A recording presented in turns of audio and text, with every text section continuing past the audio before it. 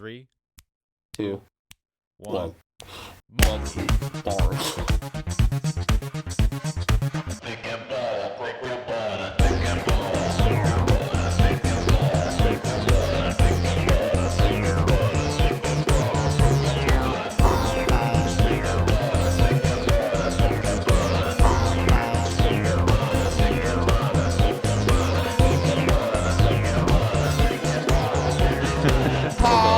All right, can I do this in like that whole Christian Bale Batman voice?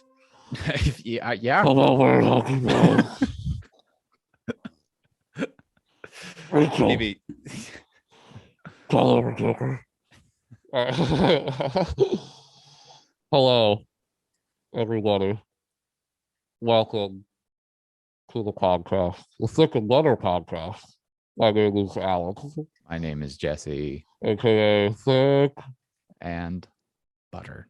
This is one of the most excited I've been to do a podcast because this is a review of you guessed it, you read it in the title, The Batman. The The Batman 2022. Not to be confused with Batman 1989. the Batman. The Bat.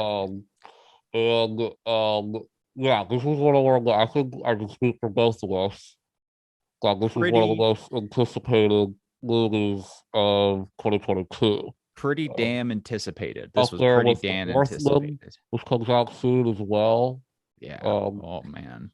Very excited for that film. A lot of great films hopefully coming out in 2022. But this one, this one was so hyped for a lot of reasons. One, the first trailer came out in the summer of 2020. Do you remember that? Yeah, I do. That Yeah. first trailer with Patterson, beating up the dude, I have vengeance. It was like that trailer. And then us seeing that and being like, holy shit. And even before we saw the trailer, we were talking about this movie all the time. We just thought it had incredible promise for like a lot of different reasons, you know? Mainly it just had a really cool, intense, and gritty feeling to it, which sort of felt like the Batman that both you and I think a lot of people always wanted to see. And it's like, are they actually going to do it this time? Right. Are they actually going to be able to do it? And yeah, so I guess we'll just start with like the expectations of what I was expecting like going into this. And yeah, that's a wild question. I was expecting like a lot of things. Like I was like, I also tried to go in as blind as possible because I was very excited. The trailers for this movie were so great. They were so awesome.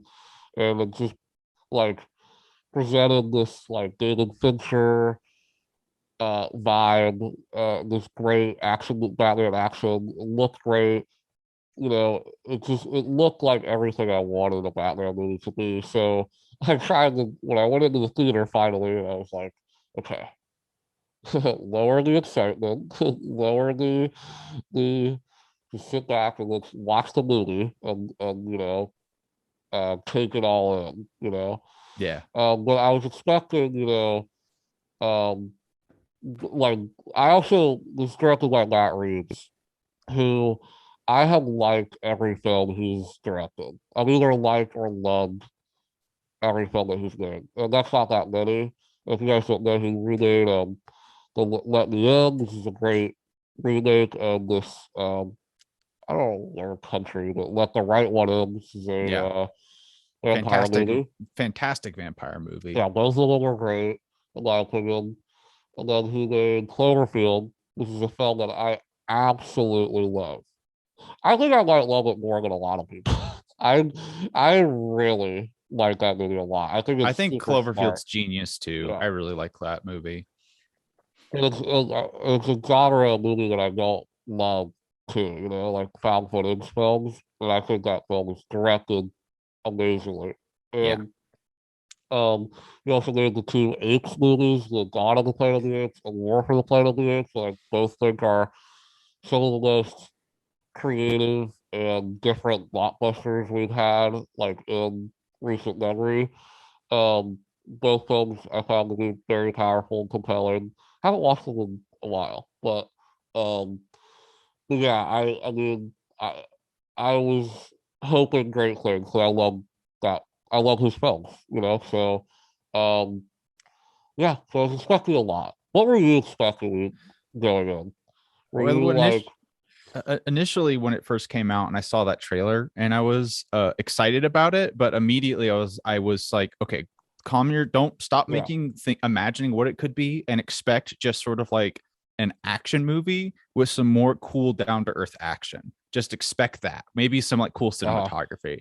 And yeah, then I accidentally watched the church scene with the yes, the car running funeral in scene, yeah, because yeah, it was just on the front of a YouTube video, and I was yeah. like, well, I'm not gonna skip this. So I was Great clip. immediately I thought that was a absorbed. great clip for them to release of the I movie did too. too. It was a great Yeah, promotional clip, and that's yeah, what really got me excited uh-huh, because of um it wasn't like a flashy clip. It yeah, was just leaning into the vibe yeah, and the directing and the yeah, performances and the subtleties, and it yeah. worked really well in And I my think opinion. I that really liked it. honestly, dude, I think that is a perfect segue into like that clip and what you just described, that feeling of that clip, I think carries over to the majority of the actual film, the three Mhm. hour long runtime of this film, which I think that this film is awesome.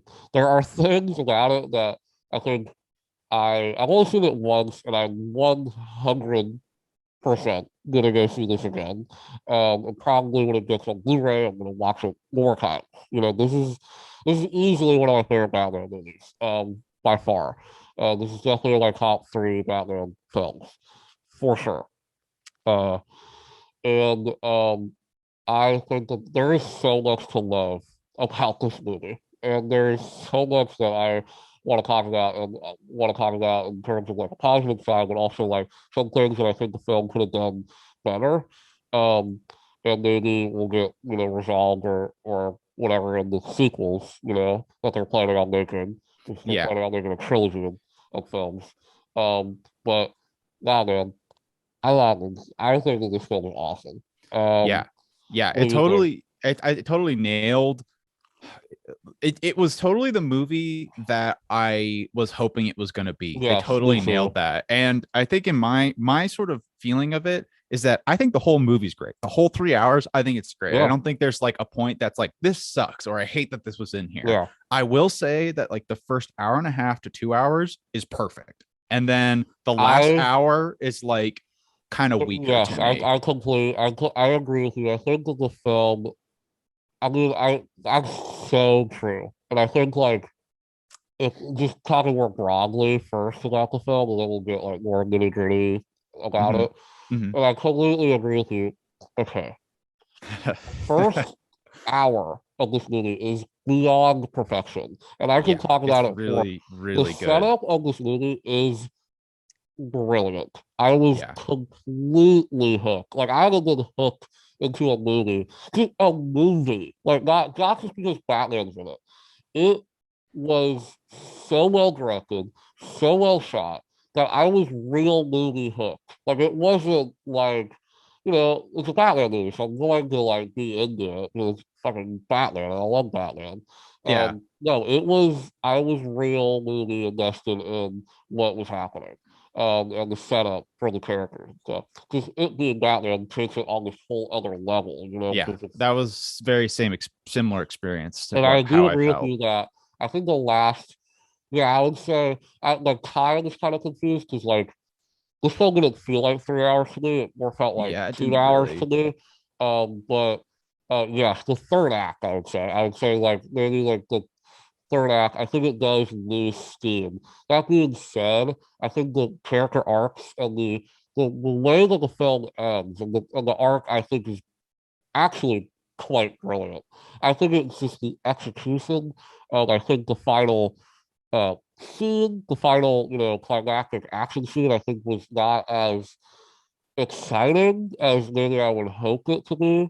Yeah, that's a that phrases exactly my experience. Yeah, I think and so. I'm I really think, that'll be really interested to dissect like that. all the story elements to me all worked, and they I all agree. Yeah, were really engaging. I think it was just the execution of the film kind of left a little bit to be desired by the end of it. right. I will see it once. I know when I see it again, I'll have a better understanding of maybe why I feel that way. Because right now, I think it might just be like, I don't know, fatigue or maybe how long this movie is. I don't know. But Yeah. I have that feeling exactly. But um I think the first thing that I just well, we haven't mentioned yet, Robert Pattinson, um, when he was cast as Batman, you and I were both, I remember when we were hanging out and we heard the news and we both looked at each other and said, yeah, Yeah. that's perfect. And there are people who were, I guess, haven't been paying attention to his career for the past decade. Yeah. 10 years, I'll mind you. The last Twilight movie came out 10 years ago. Not paying attention to Robert Pattinson's career. He's worked with countless incredible filmmakers. David Cronenberg, Robert Eggers, James Gray, Christopher fucking Nolan. The guy has been in incredible films. He's put in amazing performances for over 10 years now. And the idea of just being like, oh, Twilight was Batman was so insane to me. But Yeah. what now, like after this movie, like I don't want to hear shit anymore. I'm done with that. Like if you are like, I don't want to see this movie because Robert Pattinson's in it because I don't like Twilight. Get the fuck, just stop. Just stop it. So I'm glad that he finally did this because now I think he's squashed the Twilight thing and he's really transcended past that. He was already in my mind, but for I think the whole populace, he's incredible as Batman. He is. I think he's the best. I really do think he is the best Batman that we've had so far. He's different, so it's kind of hard to maybe compare, because there's so many different versions of Batman. But he's my favorite, I think. Yeah, I agree. I think the thing that was so cool, in addition to just what he brought with his skills as an actor, which Yeah. he brought in spades, he was so good in his performance. He also has this great control of his celebrityness, where he has that draw of a big time Uh-huh. celebrity, but he Movie star. really, yeah, movie star. Yeah, big Yeah. time movie star. Big Yeah. time movie Yeah. star, but he has really worked to subvert that. Like he doesn't, even someone like Christian Bale and Yeah. the Nolan Batmans, Yeah. he is a fantastic actor. I'm not Yeah. saying that in any way, but he's still very much a movie star in those Yeah. films. I agree with Pattinson you. like subverts that. That's not, he's just Batman in That's this just such a film. good point. And like, I think a lot of that we'll have to talk about. I think Bruce Wayne, his portrayal of Bruce Wayne in this movie, I thought was like awesome. And I I can loved see, it. yeah, and this is a different take. This is not the this is a different take on Bruce Wayne that we've Yeah. seen so far in cinema. A lot more emo, which is Yeah. insane, a lot more brooding. And I'm seeing some criticisms of that, which I fully just completely flat out disagree with. Um, I love how brooding Batman was in this, and I love how like Pattinson, like actually that funeral scene and that scene and the scenes with Alfred, I think really show just how great Patterson is as Bruce Wayne. Because a lot of like Batman doesn't talk a lot in this movie. Like he has a lot, like he has he talks, but it's very minimal dialogue, and a lot of it is just looks, and a lot of it is Also the just way like that he looks carries himself. behind the mask too. Like Yeah, he's in a suit. He's like, he's not actually, like, you don't see Pattinson's face for the majority of no, the movie, yeah, he's and he's barely still Bruce Wayne. There's acting. only like 4 scenes where he's like Bruce Wayne. Yeah. Exactly. There's tons of the most we've ever seen of Batman for sure. Yeah. Like screen time, like Yeah. by far, the dude is barely out of the suit in this movie. He's Batman throughout the whole thing.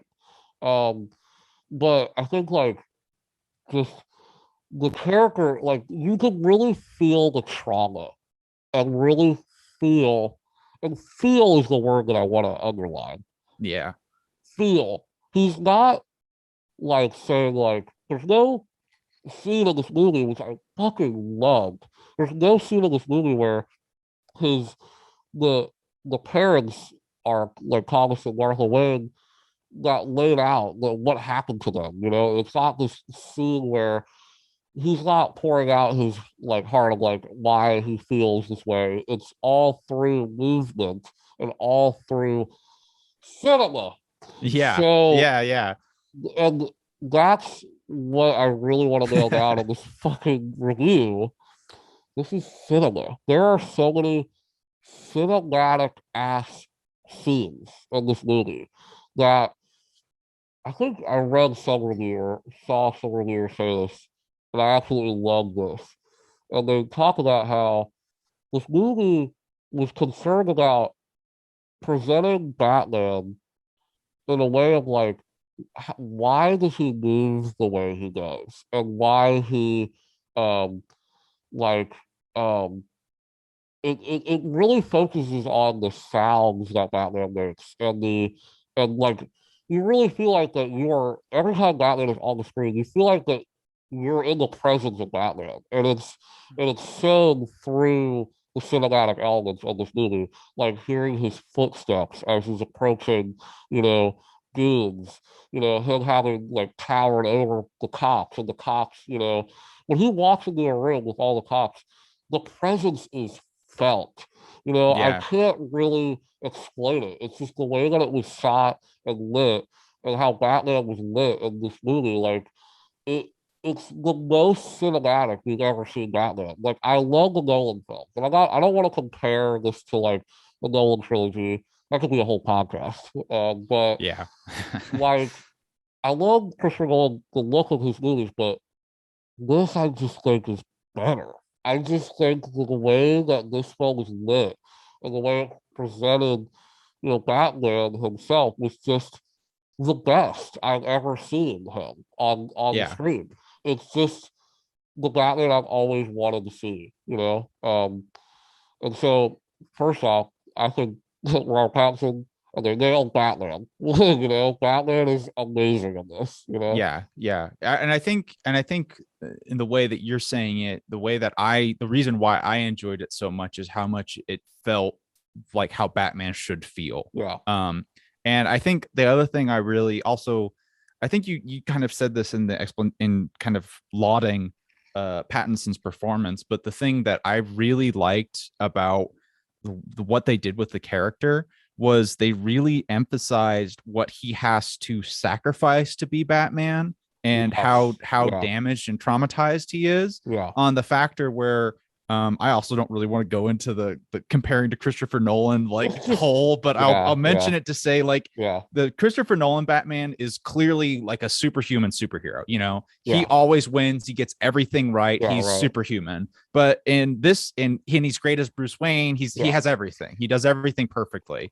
But this Pattinson's Batman, Matt Reeves's Batman, he's kind of sacrificing the Bruce Wayne side. He's sacrificing the business for his obsession for Batman. He doesn't really have much emotional capacity. Like he doesn't really know how to respond. Mm-hmm. He can't really make friends that easily. He doesn't have a desire to. He has trouble connecting with people, but he has this extreme intelligence and competency and fighting skill, but also like, and it's also there's also like this rage that you can kind of feel in there, which is very Batman too, but also like this desire to do this right thing. And this is not something that is said too, like what you're saying. This is how, like, it's how he just moves and looks and does stuff. Exactly. And what I love too is that we just kind of start getting in the story, I think, a bit more. And there's so many performances I also want to talk about in this movie. There's so many great side characters and performances, and some of them I liked all of the side characters. I liked all of them. I thought they were all fantastic. And something that I was blown away by was one of the worries I had going into it is I knew the Penguin was going to be in this movie, and I knew Riddler was going to be in, and Catwoman. Yeah. And so all of these I was worried that it was going to be overstuffed. Absolutely perfect. Yeah. The way that those characters, who are all larger than life characters, the Penguin could easily been the main villain of this movie. And Riddler and Catwoman, the way that Selena Kyle was woven into the story, I think all the side characters, they're all fantastic. Um, Jim Gordon, who I thought was Jeffrey Wright as Jim Gordon, was so awesome. Yeah, And him and their and Batman's like Jim and Batman's dynamic was some of like so it good. was fun, it was cool, it was badass. It Yeah. just worked on every single level.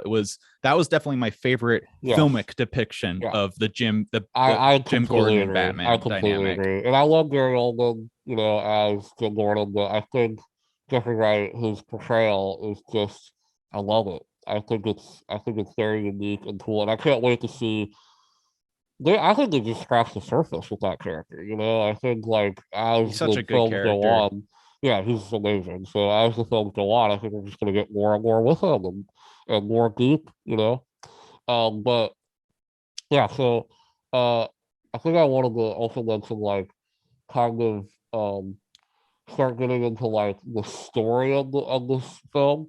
And basically this film is about it's an invested I want to this one I want to say. I love how this film starts. What you were kind of mentioning earlier about how Batman feels and how we're thrown into this world. He's been Mhm. 2 years as Batman, and we don't see the origin, we don't see any of that, and part of like is kind of similar to the year one Batman story arc. Mhm. Um, there's a lot of different things. There's the long Halloween as well, that whole arc, and then there's also year one, and there's like some other things that I'm not aware of. But those are the two that I'm like, I know what that is. Yeah. So, um, but that was something that I love is that this Batman is like, he's not perfect. He's still he's still trying to figure out how to be Batman in the beginning of this movie. And the arc of this movie I found to be so beautiful and awesome. And basically, having Batman uh, in the beginning of the film, thinking that he's striking fear in the Gotham City. And the crime is still going up, and crime is still everywhere. He's conflicted, and he's confused on why crime is still, you know, ridden. I think he's trying to do this thing, and by the Yeah. end of the film, he realizes this is not what Gotham needs. They need a symbol of hope. They need someone to be. I need to be the symbol of hope for the city instead of instilling fear in them, which I thought was fucking and just awesome, incredible Batman arc and story. Um, and but I also want to talk about Riddler and the opening scene of this movie, um, which I thought was an Pretty incredible way to fucking open this movie. It was pretty fucking chilling. Yeah, It was a I wanted to chilling ask way you, to open it. did you go with me to see this? Okay, this is a bit of a digression. I went in and I did take Eva, I forgot about. Oh, okay. and Eva does not really like films that are too like emotionally intense or with psychological like traumatizing stuff. Yeah. And I went in and I watched this whole movie and I kept looking at it every once in a while, and the look on her face I interpreted as being like uh like I really wish I wasn't here. That's how I interpreted it. So when we walked out, I was like, okay, she absolutely hated it. Yeah. And as soon as we kind of got away from people, she said, I absolutely loved that movie. I was like, yo, that's great. Yeah. And because I forgot she loves investigative crime films and Oh stuff, yeah, which yeah, totally. so this What was this is, actually yeah, this was right up her alley, and we both had a blast watching it. So I was really yeah, relieved great. that Yeah, I was just curious because the way that this movie opens, I mean, I was like, holy shit, I was like, oh my god. And the film does something so brilliant, where I thought the opening scene was great because it's from these binoculars. Also, this is a weird side note. The I love the credits. You know what I Mhm. mean?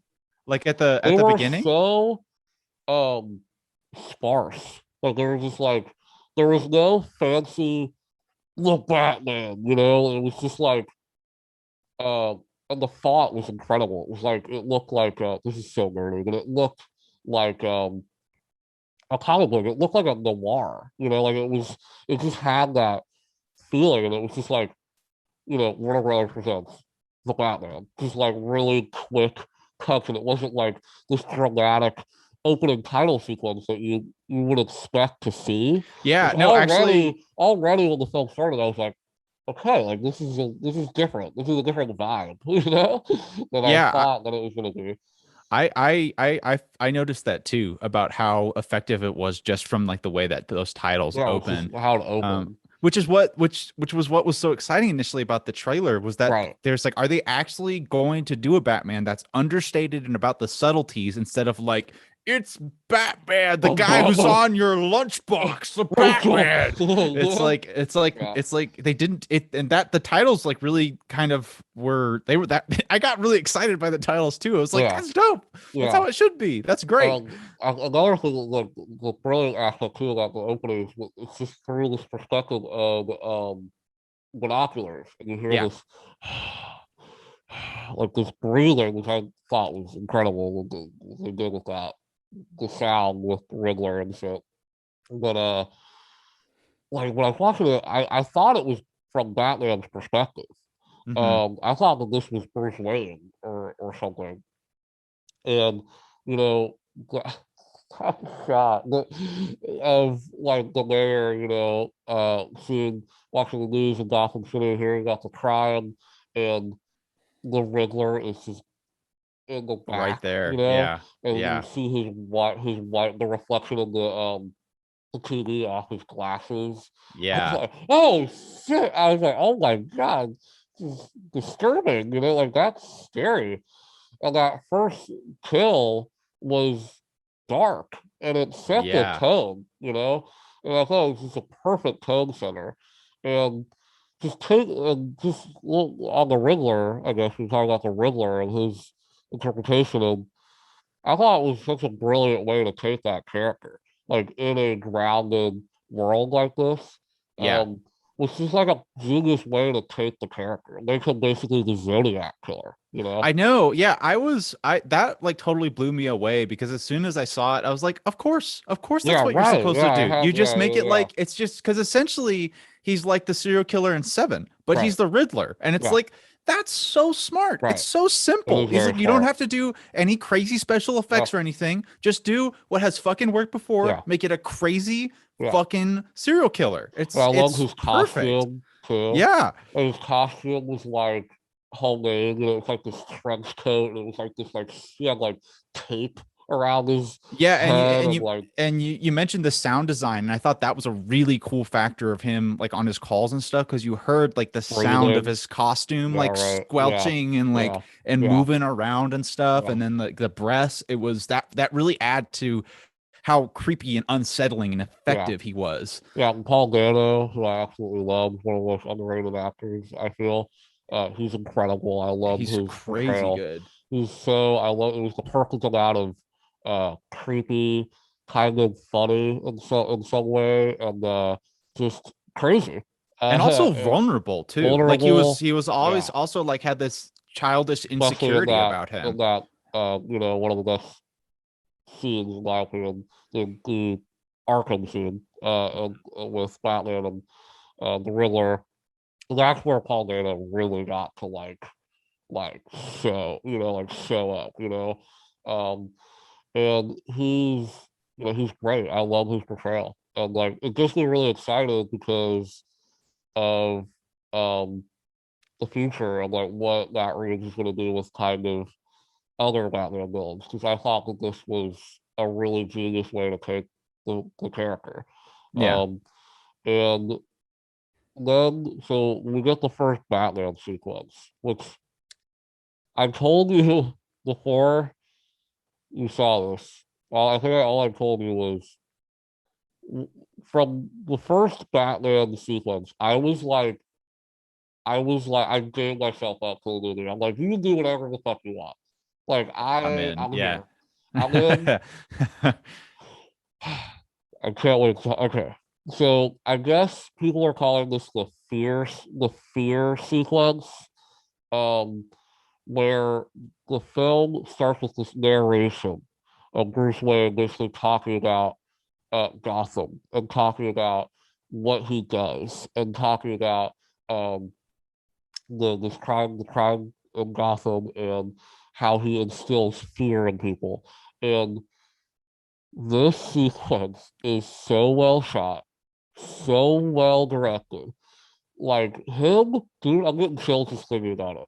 But him talking about like criminals think, I'm in the shadows, like I am the shadows. And there are these scenes of like these, they see the back signal and they're all like, have the criminals have all this fear and there's like this awesome montage of like the criminals looking in, doorways and looking at hallways and then finally, and those dudes that are on the train they are forcing this guy to like kill a innocent guy, and when Batman just comes out of that the shadows and the rain pouring down. It was also raining Yeah, all the of fucking time in course. It Gotham, has which to be. was Yeah. excellent.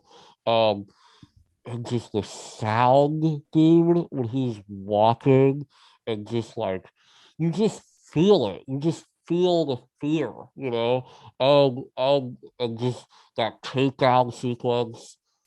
I am vengeance. It was so incredible. It was just like the what I always wanted to see from this character that I never got out of any of the movies, and I love that sequence. I loved it. I thought it was so great. Yeah, there's a lot of scenes that I really like from that movie, but I think that one is the It's one best of the one. best, man. You're right. It's genius on a lot of different ways. And the other reason why it's genius is because it's simple again. It's Yeah, just simple fucking simple. filmmaking Yeah, and dude. it There's so many. just Also, this movie, works. like the way it was shot, man. Like the cinematographer, he also shot Doom this year. He's a Oh, fantastic cinematographer. he's pretty good. Yeah, I love the way that this movie looks. I mean, and one of the things that I love about this too is like, this is the last thing I'll say about the Nolan thing, is Nolan's films took a very realistic and grounded approach to Batman, which makes those films really cool. Um, but what is, in my opinion, a little bit of a detriment to those films because it's taken so seriously and so grounded. This film is grounded, but it has that comic book feeling to it, like the bat signal and like Gotham itself, just having this feeling, It's not Chicago like it is in fucking the Gotham in I love those films. Gotham in the Nolan trilogy is ass. I'm straight up, it's ass. Like one of the things about Gotham is it's a character. It's supposed to be. Like Gotham is a city that needs to be represented in the correct way for a true Batman story to work. It just has to. And the way that Gotham was portrayed in this movie felt like a city. It felt like Gotham. It wasn't like Chicago, and that was just through this incredible set design and it always raining and just the way that they shot it. It just felt so alive. Yeah. Yeah. I think you're 100% right about how that is really a part of what makes this film so effective. It Yeah, feels so much more like Batman than a yeah, lot of other live action films that we had. And it's kind of interesting thing because I think we will probably use similar words like saying this is a very real like the Batman is a very realistic take, and then also Yeah. saying, well, Nolan's Batman is a very realistic take, and they're like, Yeah. well, what do we mean? Because it is different. They're both Yeah. realistic, but what yours, like, I really agree It's with more what you're saying here, grounded, I guess. because the Nolan's Batman is like if our world had Yeah. Batman in it. You Right. know, the lighting looks like how like our world would look if you look out the window. Right. This world is like same rules, same physics, Yeah. you know, how people would do the same kind of logic, but it's Right. like through noir Yes. lighting and expressionism, Filmmaking. you know, through that kind of film. Yeah, there's that filmmaking lens Yes, of it's yes. not quite, it's a parallel earth, you know, a little bit different. The Nolan films are great. But how I describe the Nolan trilogy is like they're amazing crime films that happen to have Batman in it. Yeah, right. Which is great. But this is like it's just the world. You were so right. It's creating a different world. It's creating a comic book world. You know, this realistic comic book world, which is like what a lot of people what Batman should be. You know, Yeah. And what's cool is like what I can't wait to see is like get more developments in that. You know, um, and yeah, it's just the introduction of Batman and the introduction to the the mystery when he goes to the crime scene that we saw in the which is first such a classic Batman scene, right? You know, Yes. Batman in the crime Yes. scene with all the cops. And as I watched this, I It was reminded like, me a I lot of can't. the Arkham games. Oh yeah, yeah, A lot of yeah, this movie totally. reminded me a lot of that. But I was so blown away when I watched that scene that I realized it's like, I can't believe I haven't seen this on live Yeah. action film before. This is the Unbelievable. first time I've seen Yep. this before. And it seems Yep. so, and that's when it hit me. This is the other factor about the movie that I think is absolutely brilliant and works so well, which is yes, the noir aspect of it in Yeah. terms of the stylistic, but also in the way that the story is told. Exactly. The focus Yeah. on Batman as a detective, Yeah. which is like Yeah. when you hear that, you're like, yeah. Yes, Yeah. that's what you do. But we Right. haven't seen that before, I and it's know. crazy. I And know. that's what this film does. It's like, Yeah. I want to do Batman as a detective who can Right. also kick some ass. And there's that's what this I mean, character what's is. so funny is I saw this tweet that made me laugh so hard. It's like I can't believe that we saw a scene where like Bruce Wayne gets a bunch of files from the file cabinet and like puts it down on his desk, and he's like, "Shit, I gotta go through all." You know what I mean? Like it's Yeah. like I love that because you're so right. It is a hard-boiled detective movie with Batman and Yeah. these incredible action sequences that we should totally talk about. Yeah. Um, yeah, that first and what's so great about that first crime scene sequence too is like the introduction to I love that Batman's scene so relationship. much. Yeah, it's great. Everything with Batman in the movie is just so good. But like his relationship with the cops, which is like a big portion of this movie, and something that like I think it was super smart to set this like in Batman's infancy, where he's only 2 years as Batman, and he has this butting of heads with the police department. But Jim Gordon is you know um like fine with him, buddy buddies with him, him being antagonized by like don't bring this guy in here as a vigilante, like he and that there's so many great scenes where Batman just walks and they're basically like, get the fuck out of here. He just looks at them, he's just like Yeah. basically just like fuck you, like and I love it. And it's just all three looks, like I was saying earlier, just Pattinson, like, I think people are really recognizing how great he is because just the way he moves is just excellent. You can tell that he really, really put into the work of like, how is Batman going to move and how is he going to move in these crime scenes? And just the way that Reeves directed it and shot it is it's riveting. It really did remind me of the David Fincher film. Yeah, Like, yeah. It has that same kind of feeling that I get from like watching Zodiac or Seven, more specifically. Yeah. Definitely a huge 7 5s from this Yeah. movie in a very good way. Right. Another thing about the which is really noticeable in the scene when Batman's there with the detectives and how excellent of a catching choice Pattinson was in terms, yes, he was great in terms of his acting skills and stuff, but just the fact that he is so goddamn tall, it works in so many ways in that film. That like about 6'2", I think, or 6'1", or something. And I feel like they must have put like platform boots on him to get him like higher up there, because they really did an effective job of making him feel like a massive man, but not in a way that's like earlier, where it feels like Batman is in the room with you. You know what I mean? Like just the way that it's shot and the way that, you know, it's directed. You know, he feels like he's towering over people. You know? Yeah. And it's a small thing that I just think they get so right important. that goes so far in the film. It goes so far. Absolutely.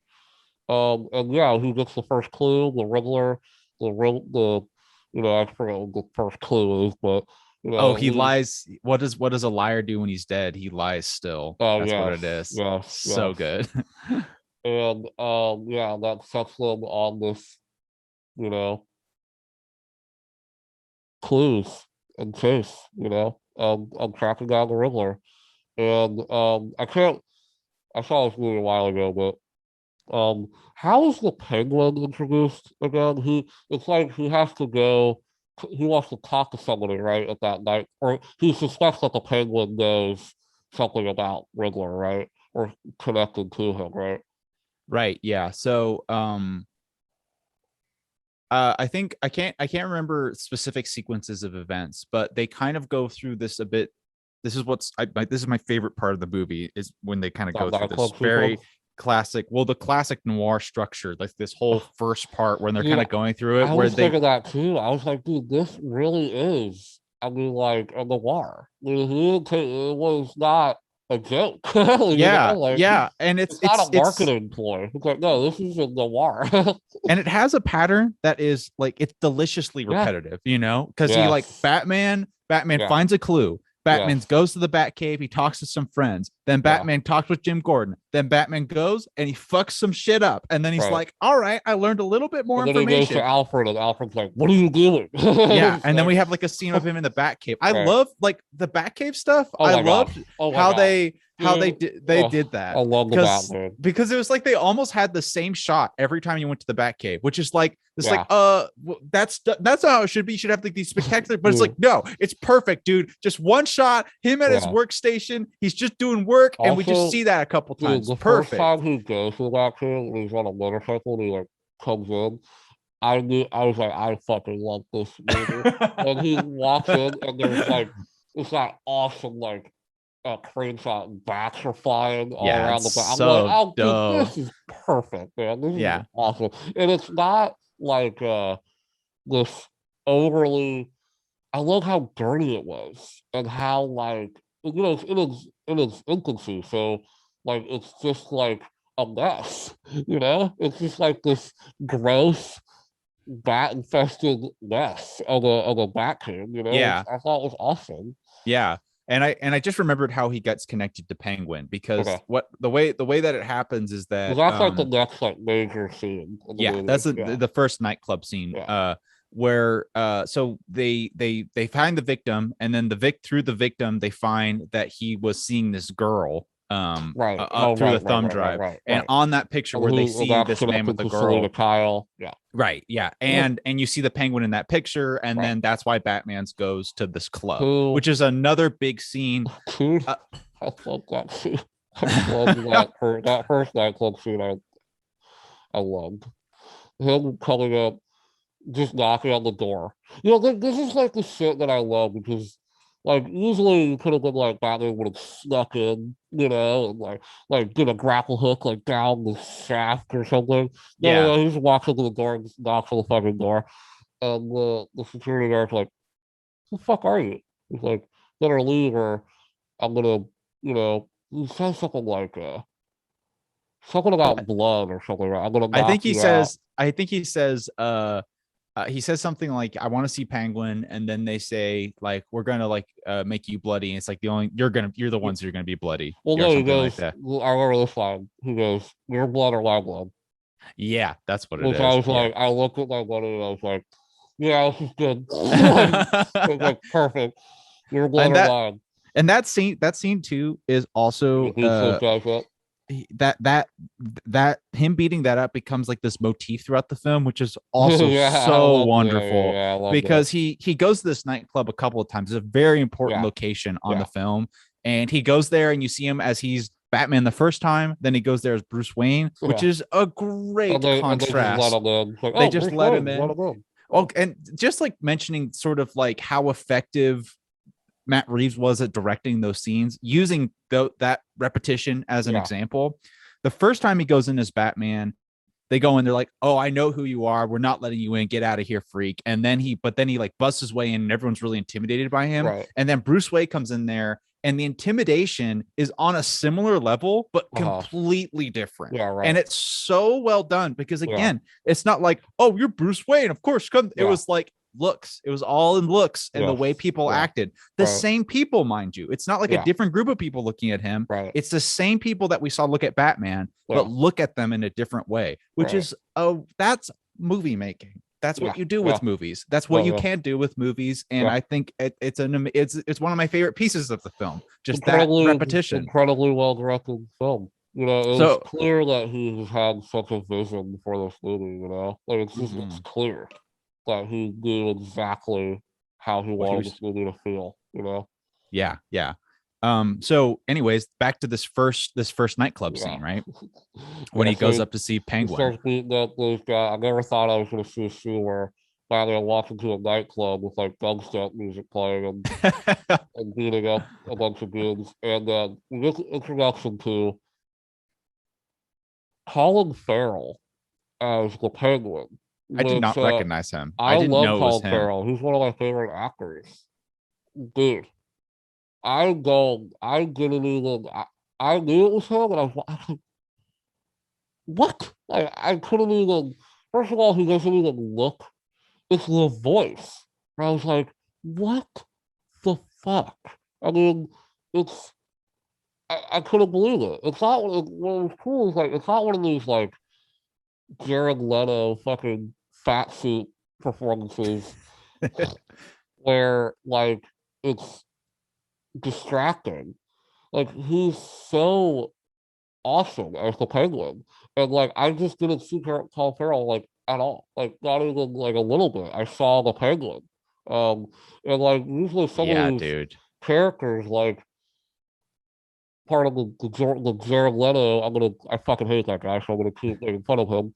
The Jared Leto thing of like House of Gucci, for example, like he's doing it to be silly, right? He's putting on a fat suit and doing these things so he can be a fucking cartoon.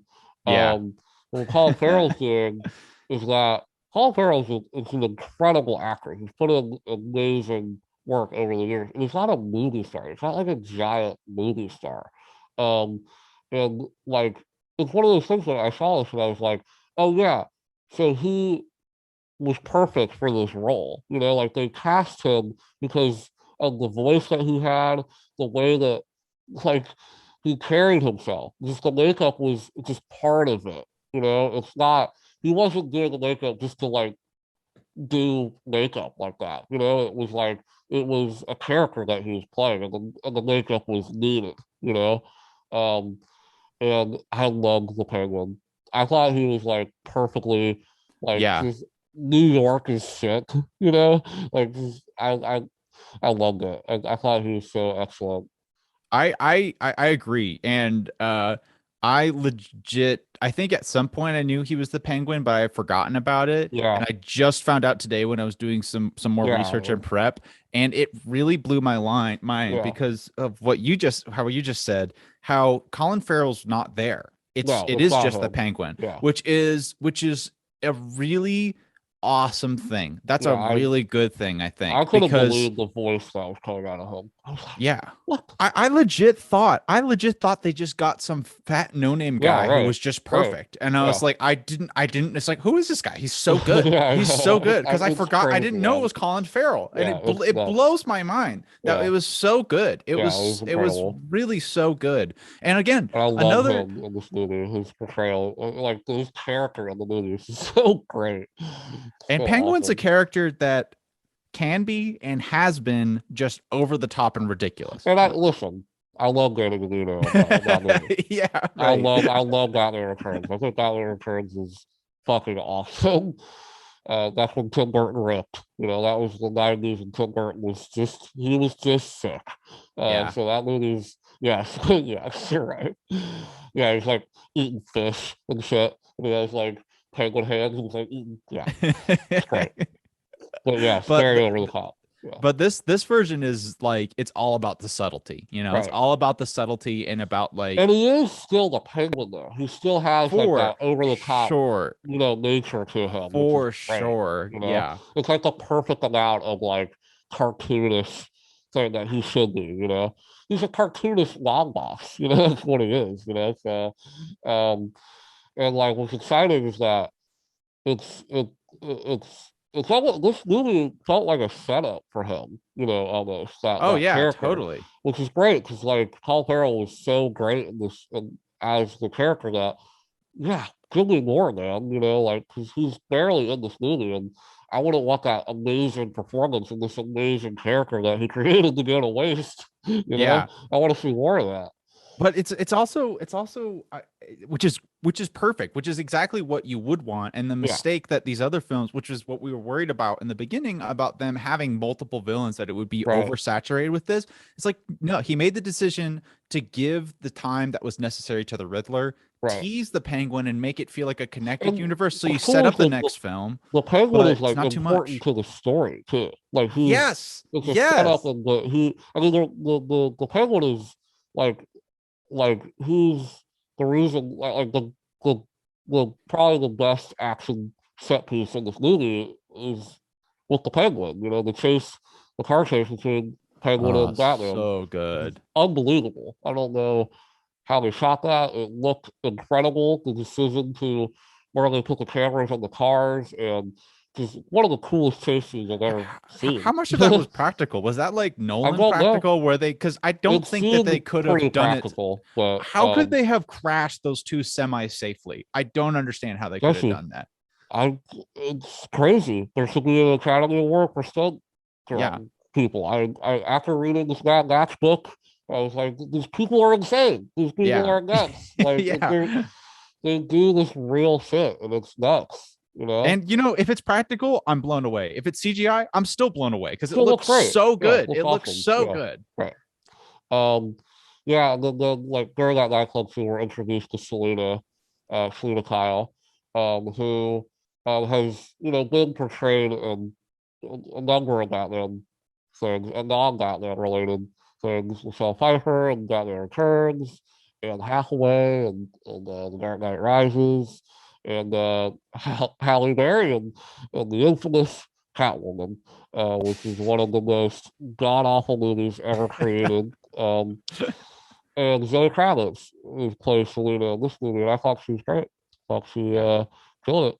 I thought I liked that. That was a character that I was a little worried about and a little concerned about because I didn't know, because she's an awesome character and she's super important to Batman um, in a lot of the comics and a lot of the stories. So it was going to be interesting to see how they handled her. And I thought that again, like she was really great. There are things about her character towards the end of the film that I think were a little underdeveloped, and not kind of just shoehorned in there.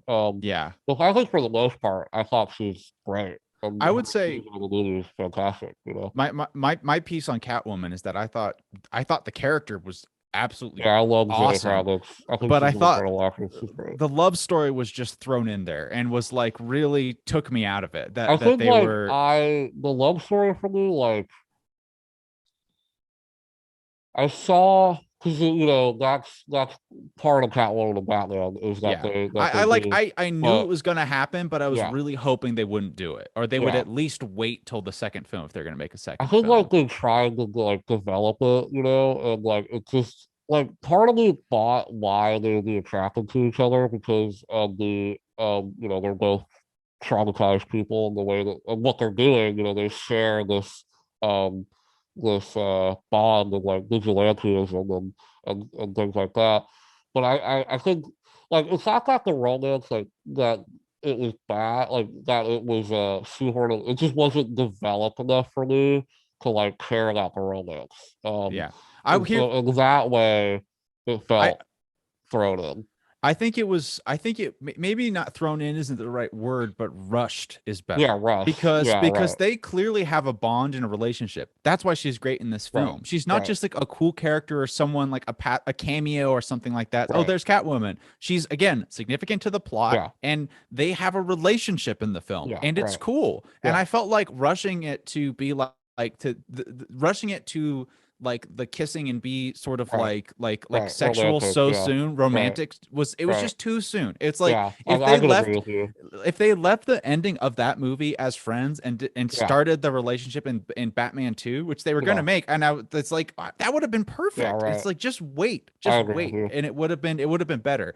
Again, it's a nitpick. They only kissed Yeah, twice and every right. other scene with her is awesome. I Yeah, it's really great. liked her a lot. I I thought she thought her was character was just so really like strong. awesome because like I love the scenes where like when Batman starts investigating her and there's that great um kind of shot where he's, looking into their apartment with the Hmm. binoculars and you see that great. I felt like Hitchcock to me. I don't know why, Yeah, it did. Yeah. but I was watching that. I was like, "Oh, this feels like Rear Window," um, and Matt just Reeves seeing studied Hitchcock for this film. I It was did reading the it, yeah, Wikipedia page. He oh, that studied makes Hitchcock. sense. I mean, because that was such a great scene, and I think when he took from Rear Window, it's in my opinion is one of his greatest, Hitchcock's greatest films, and Masterpiece.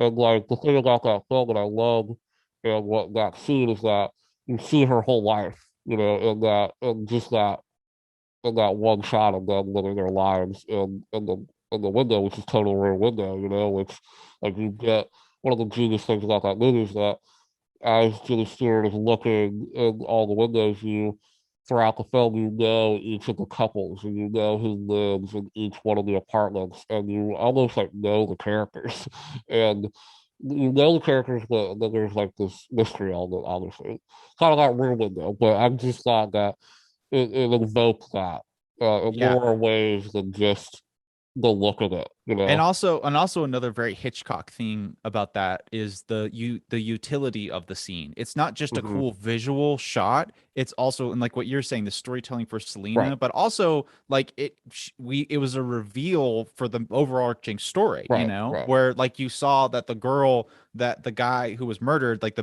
big politician who was murdered by the Riddler at the No, beginning there, yeah. was living with Selena, So you Hmm. have the story information and you're like, oh, there's that story information. What's that about? And then it's like, well, what's she have to do with it? Yeah. So the audience is motivated to follow where the camera's Exactly. Right. following. Well, you're So with Bruce in that moment too. exactly, yeah. Bruce And is yeah, it's not just like you're experiencing the ride. You're like, I'm here. It's like you're sitting next yeah, to right. Batman, like, all right, where she's Yeah, going. yeah, totally, absolutely. And yeah, I thought that her like helping Batman investigate, I love that scene. I also love the tech. I love the fucking like Yeah, the contact. I love that. I like that I thought too. that was so cool. Which was Um, something I like that this Batman was way less tech dependent. I love Right. that I he mean, was more I physical. think as the films go on, he might get more gadgets and more things, But which like is I'm in cool. it But though for that. Like right, cuz they right, set it up so well. They set it right. up with Batman Even first, just the physical fighter and then right. like a little bit of cool technology to tease. So Even good. the Batmobile though too is Yeah. very like it's just basically like a Challenger with like a fucking rocket boost on it. It's not like the souped out, Batmobile that we've seen in the previous films. Yeah, yeah. And So most of it's in shadow most of the time. It's just like a mhm. big black You don't scary really see it, box. right? Yeah, right. It just looks like a car, looks like Yeah. which the introduction of the Batmobile. Oh my god, I love how they like made a fucking meal of it, when Yeah. like it was like revealed that he's revving it up for like a minute. Everyone was like, "Holy shit," Yeah. and then the chase Yeah. happens. But I just love that it was like it was a moment, It's great. Yeah. Um, yeah, that scene where she's infiltrating, and again, that was another just great espionage fucking detective shit where Yeah. Batman's like, you know, behind the computers, and he's telling Selena, "No, we gotta look at him. We gotta analyze him more." And it was just good shit. It was just awesome detective shit. And Um, it's so Batman. It's so yes. Batman. Oh my God. Yeah, totally. And that sets up, Peter Sarsgaard's character, who is, I think he's the DA. I think Yeah, he's to the the Riddler. second guy who get murdered. Is that Yeah, right? oh yeah, yeah. By the Riddler with the The bomb, caller. yeah, Yeah. the bomb collar. Um, yeah, we introduced to him and get more information, about the missing girl, and then we get that scene where Riddler.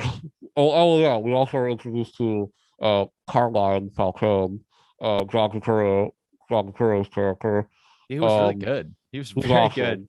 I love that Yeah. introduction I love John Turturro. especially. I didn't know he That was in this movie, so he showed up. I was like, "Oh hell yeah!" I didn't know John Turturro was in this. This is awesome. yeah, it was kind of a surprise for me too. But I I love love John Turturro. that shot introduction of, again, the feeling of that shot Mm-hmm. when Falcone's introduced, where you're looking at it through Batman's eyes, and Yeah, right. it's like you have this moment with Batman where Batman's like feels kind of uncomfortable because he's experiencing like what Selena's Right. experiencing. It's this really cool small Yeah. moment. Nothing said. It's just how it feels. Yeah. Another excellent moment. Just excellent. And like that, leads, Selena to be like, fuck you, takes her contact out and kind of goes rogue a little bit, until they meet up again, later. But Yeah. um, yeah, I mean that whole, I mean, Falcone is he's such an important part of the film. He really is the villain of the movie, other than him and Riddler. Yeah. And yeah, and like and also another major point that we haven't even talked about yet, I think, is Alfred and his relationship with Batman, which I thought was awesome. And Yeah. Andy Serkis, I love Andy Serkis, and I love him as Alfred. I thought that casting was really, it was interesting. I remember hearing about it and being like, okay, like, I like the different incarnations of Alfred. Like Alfred's a character that you can really do a lot with. Like you can't, because he's such an interesting character in relation to Batman. He's basically his guardian and his father. It's a father figure to Batman, but there's a weird relationship there. Um, and because he wants to help Batman be Batman, but he's also like, in the best incarnation, he's looking out for his best interests. He's looking Yeah. out because he cares about Bruce, not Batman, as much. And I thought that the way that that was handled in this movie was excellent I because agree. there's this really cool thing about this movie that it starts to explore the Wayne family and something, Riddler's plot in this movie is that he is exposing the Wayne family for some of these corrupt, they might not be perfect people, Right. which I loved because, up until this point, all the incarnations of Batman, it's like his parents were perfect and, they got horribly murdered, and that led him to be traumatized and become Batman.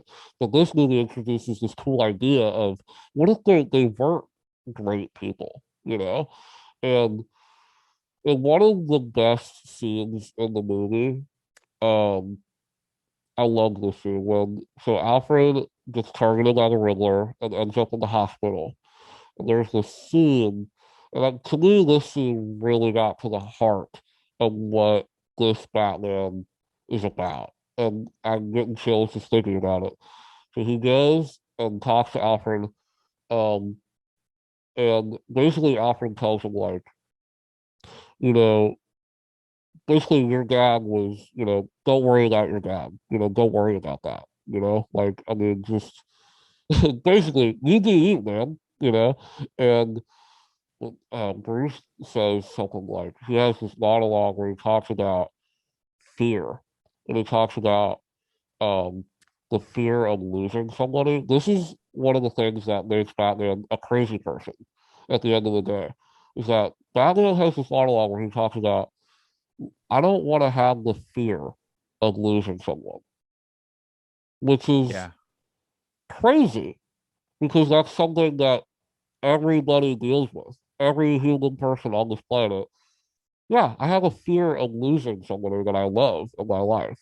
But Yeah. the idea of somebody going, I am trying to eliminate that feeling of fear, by invoking fear in other people.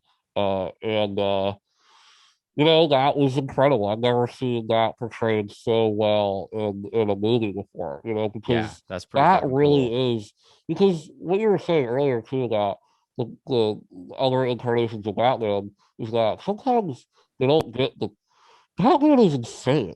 Like he's a crazy person. Right. And this movie understood that.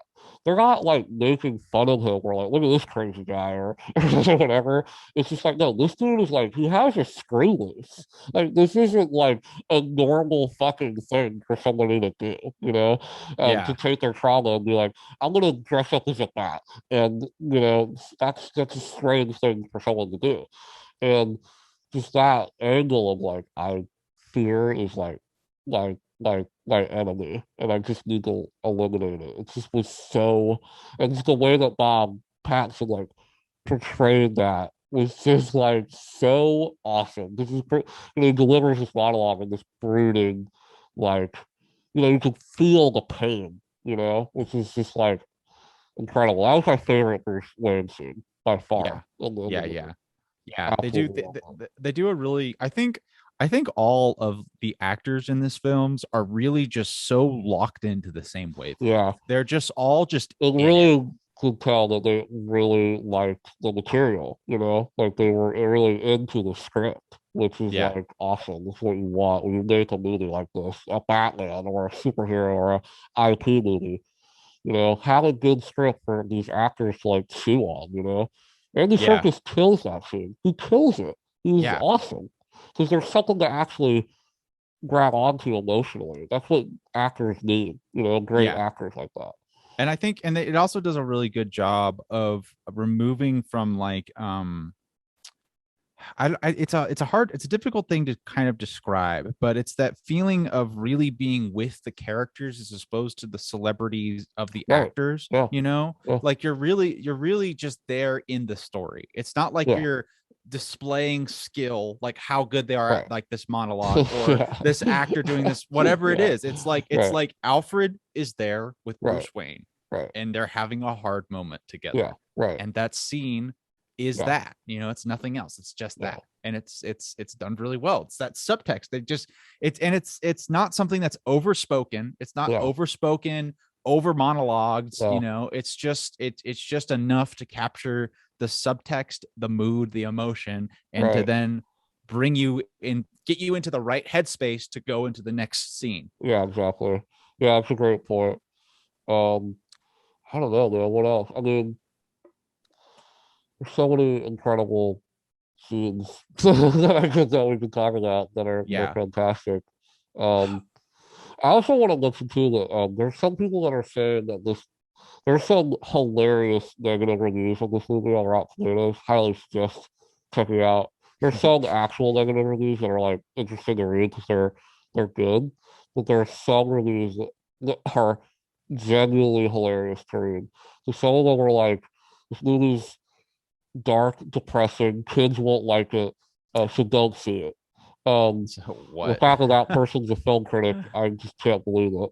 Um, but Yeah. uh, but one of the things that some people are saying is that this film's humorless, and drab, which I completely disagree with. I think there's actually some really funny stuff in this movie. It's just dry, and it's not like Marvel humor, Yeah. which I've heard some people say, Marvel maybe has ruined some like superhero things, because people are going to superhero movies expecting the Marvel tone, and when Yeah. you go see this, which is not that, it's a different tone, and they want the other thing. That's a problem. That's a major Yeah. problem. And it's not Marvel's fault necessarily. It's, well, it kind of is because there's 40 fucking Marvel movies, or That's the only movies people go fucking see in theaters. Um, so that worries me. But the thing is that the humor in this movie is very dry and very subtle. Thumb drive, it takes out Yeah, that was great. thumb drive. It's like I was funny. Colin Farrell's fucking hilarious in this. Yeah. You're telling me you couldn't, uh, you know, think about the difference between L and La. That whole riddle where that was so funny. That was genuinely funny. Yeah. Um, and there's great, Jim Gordon and Batman had great, one-liners back and forth. It's not like, you know what I mean. It's dry, it's subtle. It's not but this isn't a humorless movie. It's like there's some scenes of levity, in the movie. It's not Yeah, just it's such a weird complaint to me, because yeah, it's like the same thing as making a complaint that's like there's no dolphins in this movie. right. Yeah, It's me like too. so Yeah, so yeah, fucking what? yeah, right. It's Who cares Batman, if first there's of all. dolphins? Like if there's dolphins, like tigers, bears, Yeah, like you need a right. certain amount. I need one Yeah, yeah, yeah, yeah, alligator, yeah. Yep, yep, 3 cups of yep, coffee, a yep, side of yep, fries, yep, and yep, if it's that yep. shit's not in there, Dude, it's not a good that is movie. so fucking true, man. It's so true. It's like It's like, yeah, well, it's like so what? walking into the fucking movie with a grocery list. Yeah, You know? it's you It's can watch just, movies like that if you want, but there's only going to be a few you'll like, man. well, It's I like mean, yeah, whatever. I don't if you're a know. normal person and you think that, that's fine. But when you're a critic and you're saying shit like that, Yeah, it that's just disturbs insane. me. That's insane. It Yeah, just it's like, what are disturbs you me. doing? Because it's like, what the fuck? Yeah. Like, what the hell? Like, how'd you get your job? You walk into movies with grocery lists? I'm That's yeah. confused. Yeah, it's Um, that's the phenomenon of Marvel's impact on that. That's right. interesting to me though. Fuck Yeah, that yeah, critic. He's yeah. stupid. But that's an Yeah. interesting that's a really interesting phenomenon. I wonder Yeah, it's how just that the would play idea out. that like we go see Marvel has just hijacked the superhero movie. So like Yeah. any superhero movie that comes out, they think it's gonna have that tone. And that's why some DC movies like Shazam, which I thought was really fun, or the Suicide Squad, they have a Marvel feeling to it. The Yeah. Suicide Squad obviously being darker and like twisted, It's like a dark, twisted Marvel movie. It's a James Gunn Suicide Squad Yeah. movie. Yeah. Yeah. Um, but um, but this is just so devoid of anything Marvel related, except for the end scene, which I would like to talk about. Yeah, I think we should talk about because that all of this before was sort of just talking about how perfect like that Yeah, first 2 acts were, which were so phenomenal. And I think yeah. this is a good time to sort of let's get into like this third acty stuff. So yeah, I mean, like I also like all the big another scene that I just want to mention that's great is the funeral scene when Batman comes out and he goes there because he thinks serial killers like attention, and that whole scene when you know uh Peter Sarsgaard has the bomb on his neck and Batman has to solve the riddle but it doesn't go well and it explodes and Yeah. was a wild scene. Yeah. Incredible. But yeah, so I think the issue to me with the third act of this is that there are like the only way I can describe it is there are times where this movie feels like it's about to end and then like something else happens and then it just like keeps kind of going Oh yeah. which which Yeah, is like baby. not like a horrible thing. It's just like there are times where well, I started laughing kind of at this moment where I was like, "Gee, you're still going?" When like you think that he did something like we beat the Riddler, and then the Riddler's like, "I set 7 bands around Gotham, and then they all Yeah. exploded." It's like okay, that was Okay. cool. Okay. And then the flood starts, and then the city starts evacuating. I'm like, okay, this is cool, but like, whoa, like, how's he gonna stop this? Um, and then the whole city's in the arena, and like all the Riddler's goons are like which is super dark by the way. There's Yeah. like some really dark shit in this movie that were born. I would have loved to ask like how close this was to an R rating of the movie because it's dark. I mean, like people are getting picked off at the end by snipers, um, like terrorist snipers. Yeah. Um, But like, yeah, when Batman kind of swoops down and like destroy, beats all the goons and stuff like that, it just felt like not as climactic as I think the film wanted it to be. Um, I but totally ultimately, agree. what's weird is I think the actual action wasn't climactic. What was climactic for me, and like one of the most like powerful, like like moments is when um Batman's like, "Who are you?" to the one of the Riddler's dudes who sits up and he goes, "I am vengeance." Yeah, And that was that good. moment was so powerful because in that moment, Batman realizes like, "Oh fuck, I I this is not what I wanted to happen." He's created something that um was the complete opposite of what he wanted was attempting to do. In that moment, he discovers that he's actually fueling this fire of vengeance or of these people who think that they you know deserve vengeance. And it's just that was actually pretty disturbing and very cool. And that leads to the arc of him, you know, amazing scene, him going down, saving those people. And that one of my favorite shots of the fucking movie when he has a flare and he's leading all those people out. That Yeah, was it's a incredible. phenomenal. It's phenomenal. Incredible. I mean, incredible shit. I mean Um, that shot yeah. alone is one of the reasons why I think because in a large part I think the movie would be a lot stronger if you just wrote out that whole scene of like the city flooding and just wrote that all out. I I didn't kind of dislike agree with that. you. I It didn't felt like dislike it, but no, it felt like that was kind of something that felt a little marbly to me, where exactly. it felt like, and that Reeves, I will be honest, had a pretty tough time. It seemed like a hard task because you want to end your Batman movie with this awesome action sequence, like this big kind of climactic action sequence.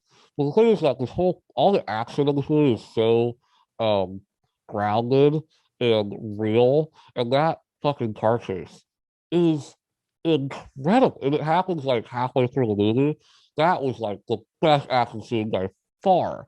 And what happened was for me, that set the bar, like for the rest of the film. Like if there's gonna be an action scene, it better be better than that car chase scene because I mean, dude, that was incredible. And that was in the middle of the film, you Yeah. know?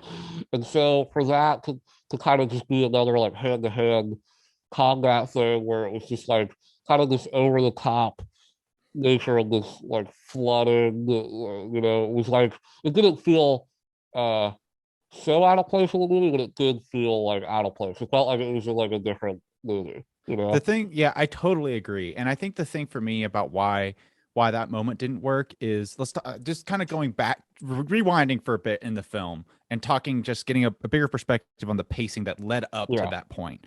Before this, we kind of got stuck in this sort of convoluted cycle about figuring out Falcone was the big guy behind it Right, all, yeah, which right. was interesting. Those scenes were And good, that but it, ultimately ended awesomely, yeah, it ultimately did yeah, end awesomely, but I got a little lost in yeah, the weeds. It got yeah, yeah, yeah, slow, and it was yeah, just like, okay, really, what I was yeah, thinking is like, okay, let's get to the Riddler again. right, That's what yeah, I want right, to see because yeah, those interactions with the Riddler was what was so good about the yeah, first part, and it was what was really dope about the last part. yeah, And so we had this slow pacing, and then we finally got the Riddler scene where Riddler shoots Falcone, and then you have the big right. reveal of who Oh my Riddler God. was, This which was is like phenomenal. amazing scene, dude. When he And stepped into the light. Oh my that God, scene it was was so good. so excellent, and but it also has like one of the things I was most disappointed about in that film, Uh, which was the fact of making the decision about having it where Riddler actually didn't know that he was Bruce Wayne because they teased it so excellently. I mhm. think I would have liked it better if the Riddler Wait, didn't he know he didn't was know? Wait, he he did didn't know? know. He did not know he was Bruce Wayne. He like I don't think so because he like teased it, he teased it, and then he was like, but oh, but too bad we couldn't get Bruce Wayne's, right? Paleo, and then Mhm. he just like switched that whole vibe I can't because remember. I'll have to see it again, but I and I I hear you. think that pivot was what was kind of disappointing to me and kind of Sure. what lost my emotional investment You in know the what it was ending. for me? It was just like the kind of the pacing issue because after that incredible that scene is so amazing. That culmination of like that riddle, through the maze, put the rat in the light, things like that. Thought was excellent. That was like perfect David Fincher procedural fucking badassery. I mean, Yeah. legit, Yeah. incredible Yeah. writing. I mean, it's awesome. Amazing when another one of her shot scenes. Oh my god, I'm getting chills just thinking about it. But when they go into his apartment, he kicks down the door, and they know that he's not there. He's not there. And they're like, "Where the fuck is he?" And someone says like, "Oh, we saw him jump out the window and Oh go to this yeah. diner." So And he's sitting good. in the diner, and he puts his hands up, and there's the cappuccino with the question mark in it. But I love that fucking moment when they put the Riddler's face down on the table, and Batman. This is so well shot. Jesus Christ! When like we So put well down, shot. and they look that it's that shot reverse shot of Batman looking through the window, like look like eye to eye, and the Riddler just smiles, and like after that, the pacing kind of got like it was such a high point dramatically, and it was like, oh my god, like we got him, then it was like kind of slowly like Yeah. trying to get back to this rhythm that it had, you Yeah. know. And ultimately, I don't think it quite got to the amazing rhythm that the Yeah. first, Because after that couple of transition, hours and 30 minutes. yeah, because after that transition, we got Falcone and we got the Riddler, which was what was Right, motivating me to watch the movie. exactly, And then it right, was right. just like this completely new thing, which I knew nothing Yeah, right. about, which His was whole just like, plan, right, save the right, city. Just right, save the right, city now. It's just like, right, I don't give right. a fuck about Yeah, this. We right, already did all this shit we cared right. about. It's like, Yeah. this is cool. But it's just a ride now. So that And was kind of like like a bummer. it was more for me like the execution, like the story idea is great because Yeah. he does have to like ultimately uh save Gotham and save the city and learn through the civilians of Gotham that he needs to be a symbol of hope. And through learning that through like the Riddler creating these goons basically and stuff like that, I thought worked really well. But it was just like yeah, I agree. It was Yeah. like, and when I watch it again, I might feel differently because I know what's happening. But then again, though, I love that. I love the scene when him going to Arkham and that whole conversation, that reminded me sense of the Joker and you know the Batman scene in Dark Knight. It really did. I mean, it Yeah. was Yeah. very Yeah. evocative of that. Um, and there are similar scenes in a way, and it almost felt like an homage. Because believe it or not, we're almost 15 years out from the Dark Knight. So that makes me feel old. Wow. Wow. Makes That's me feel old. crazy. Makes me feel very old. Um, but like it did feel like an homage to that film, which is great. And I love the Riddlers. I always love villains that are two sides of the coin. That are like to the protagonist is the same person. Like the Riddler is an orphan, and his motivation of you're not a Bruce Wayne is not a fucking orphan. He grew up in this rich fucking, like he was not, he didn't live the orphan life, and like that Yeah. motivation of that, I, I got that. I believed that. I believed that this crazy guy would, like that makes sense. It's not like this crazy mustache twirling, I'm gonna destroy the world. It's like, Yeah. no, it's like he has motivation and it's cool and it's a foil to Batman, which is great. They're parallel. It's good storytelling. They're Yeah, parallel. another thing about the Riddler's character that I don't think we've mentioned yet, which is kind of this meta thing that I think could have been Oh really yeah, stupid but was really yeah, effective, right, right. was the live streaming, the technology Yeah, aspect where he's basically like one of those like a underbelly 4chan, incel 4chan. 4chan's Yeah, right, dwellers, right, right. and he was just like smart enough and charismatic Yeah, enough to get all of those other like low life yeah. people together to do this really scary thing, which A little has bit. happened before. That's I happened don't in know. history. I don't know. The insurrection. Yeah. And A litlittle bit. A that little event that bit. happened in January. Yeah. Yep. So so yeah, so that was definitely or last January, damn. But yeah, so like definitely, which I thought was cool. That's dope. I mean, that's yes, it is very.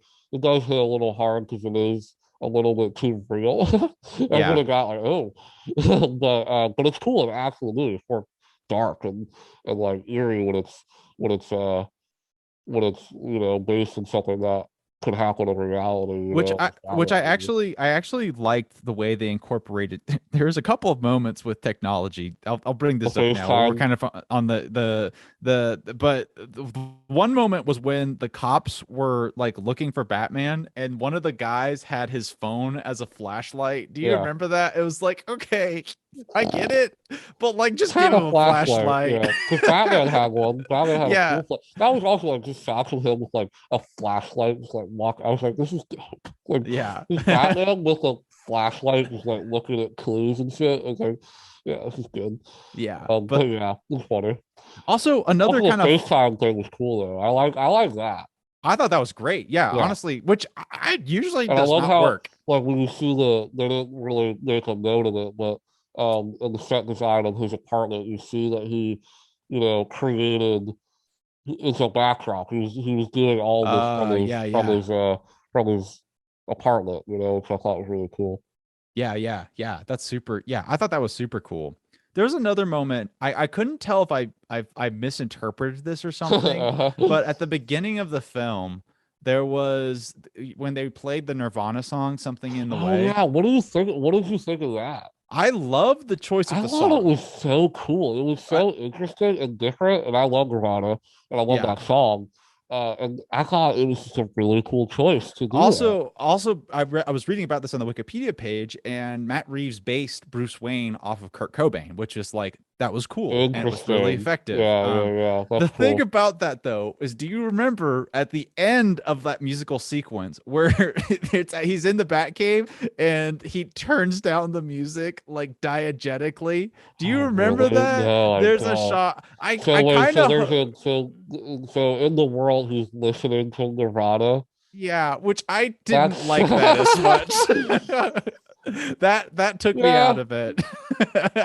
I'll have to see it again. I don't know how I feel about that. It's It like I is love the funny. song choice. It is Nirvana's awesome. Nirvana's great, but it is yeah. a little on the nose. Yeah, because it's like Alfred came in and he was just like Doop, and the song went down. It's like, That is oh my funny. God. But it And is he's like, also then he's like blasting Nirvana. He's blasting Nirvana in the fucking Batcave. something in the way.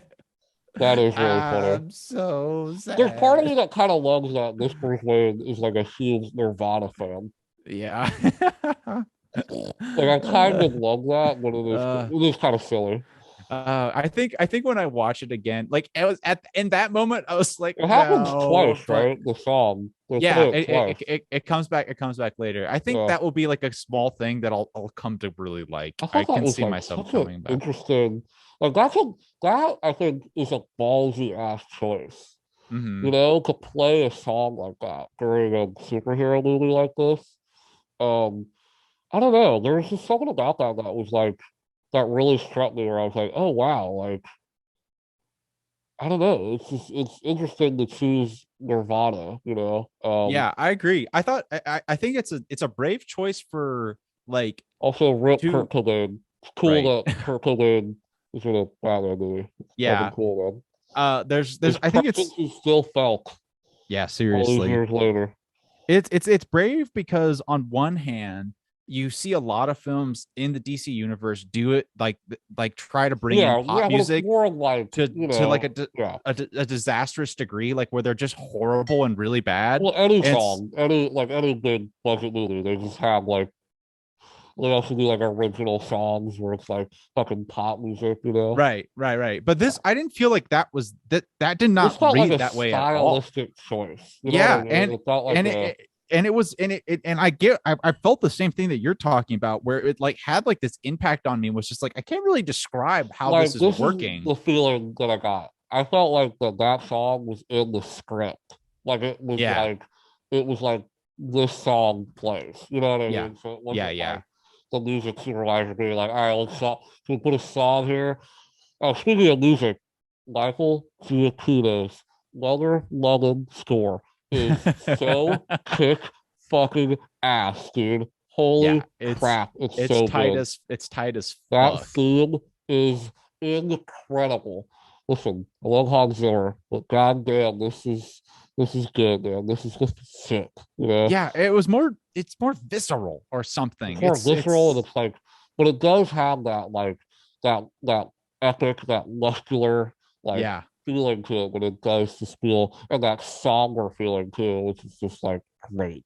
I liked how thick the soundtrack was. It Yeah, was like it was still very much like that like movie cinematic soundtrack, right, but right, right, right. it was thicker than Yeah, typically it is. yeah, And yeah. I It thought was that like was more good. bombastic. I think there's some, which is great, and I think one of the things that I really noticed about it is like I love movie scores, and like um you know, a lot of blockbusters now are just kind of generic. They're just, especially Yeah. Marvel. Jesus Christ. Yeah, Marvel seriously. has super lame music, and they get like really great people to do it too. Like, which is kind of funny.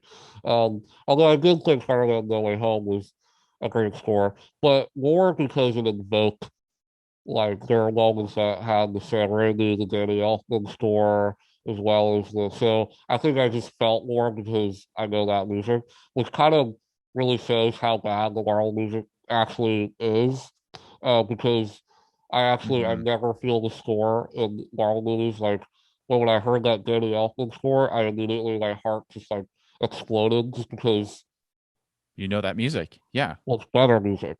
Yeah. Yeah. It's Yeah. better music. It's the melody. It's like the fact that you can even like the idea that you can't hum a score anymore. You know what I mean? And Yeah. this, like I could probably when I see it again, I could probably hum the theme has a unique quality to it. You know, back in like the day, like back in the future, E.T., Jaws, like all these scores and themes, Superman, like all these themes have like a melody and like a you can like hum it, you know, and like that's so lost and that's so disappointing. And I don't really know why, but there's probably a whole essay about someone wrote Yeah, about I would the love to learn downfall of about movie scores. But I would love to learn about that too. I bet it's in like a similar reasoning as, you know, the fall from movie posters, you know, where there's yeah, just like this which is it's so just that's more like distressing to me than the music thing. Cause like what? Like what?